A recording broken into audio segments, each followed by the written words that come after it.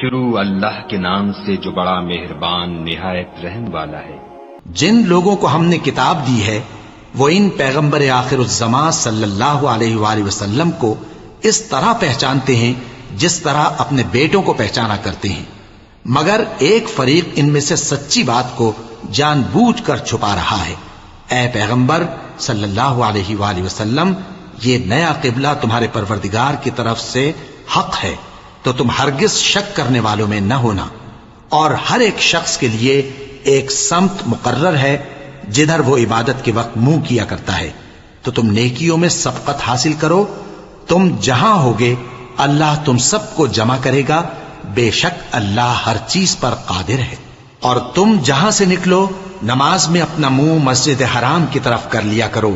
بے شبہ یہ تمہارے پروردگار کی طرف سے حق ہے، اور تم لوگ جو کچھ کرتے ہو اللہ اس سے بے خبر نہیں۔ اور تم جہاں سے نکلو مسجد حرام کی طرف منہ کر کے نماز پڑھا کرو، اور مسلمانوں تم جہاں ہوا کرو اسی مسجد کی طرف رخ کیا کرو۔ یہ تاکید اس لیے کی گئی ہے کہ لوگ تم کو کسی طرح کا الزام نہ دے سکیں، مگر ان میں سے جو ظالم ہیں وہ الزام دیں تو دیں، سو ان سے مت ڈرنا اور مجھی سے ڈرتے رہنا، اور یہ بھی مقصود ہے کہ میں تم کو اپنی تمام نعمتیں بخشوں، اور یہ بھی کہ تم راہ راست پر چلو۔